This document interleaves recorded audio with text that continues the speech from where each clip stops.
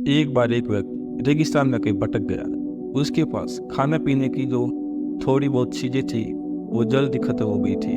पिछले 2 दिनों से वह पानी की एक एक बूंद के लिए तरस रहा था। वह मन ही मन जान चुका था कि अगले कुछ घंटों में अगर उसे कहीं से पानी नहीं मिला तो उसकी मृत्यु निश्चित है। पर कहीं न कहीं उसे ईश्वर पर विश्वास था कि कुछ चमत्कार होगा और उसे पानी मिल जाएगा। तभी उसे एक झोपड़ी दिखाई दी। उसे अपनी आंखों पर यकीन नहीं हुआ। पहले भी वह मृग तृष्णा और भ्रम के कारण धोखा खा चुका था, पर बेचारे के पास यकीन करने के अलावा कोई चारा भी न तो था। आखिर ये उसकी आखिरी उम्मीद थी। वह अपनी बची खुची ताकत से झोपड़ी की तरफ चलने लगा।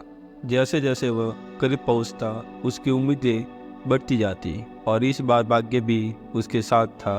सचमुच वहाँ एक झोपड़ी थी, पर यह क्या, झोपड़ी तो वीरान पड़ी सी, मानो सालों से कोई वहाँ भटका ना हो। फिर भी पानी की उम्मीद में वह व्यक्ति झोपड़ी के अंदर घुसा। अंदर का नज़ारा देख उसने अपनी आंखों पर विश्वास नहीं हुआ। वहाँ पर एक हैंडपंप लगा था। वह व्यक्ति एक नई ऊर्जा से भर गया।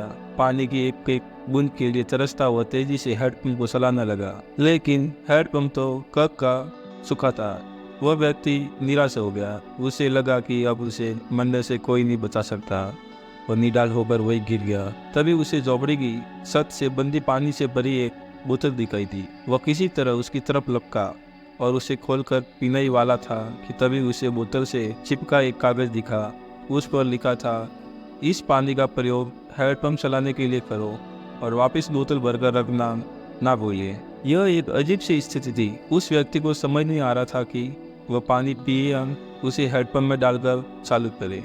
उसके मन में तमाम सवाल उठने लगे कि अगर पानी डालने पर भी पंप नहीं चला तो, अगर यहाँ लिखी बात झूठी हुई, और क्या पता जमीन के नीचे का पानी भी सूख चुका हो तो, लेकिन क्या पता पंप चली पड़े, क्या पता यहाँ लिखी बात सच हो।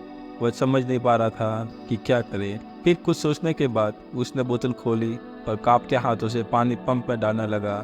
पानी डालकर उसने भगवान से प्रार्थना की और पंप चलाने लगा। 1 2 3 और हैंडपंप से ठंडा ठंडा पानी निकलने लगा।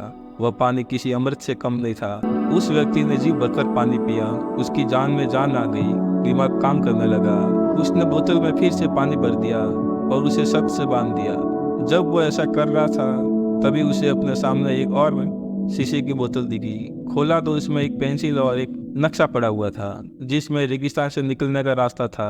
उस व्यक्ति ने रास्ता याद कर लिया और नक्शे वाली बोतल को वापस वही रख दिया।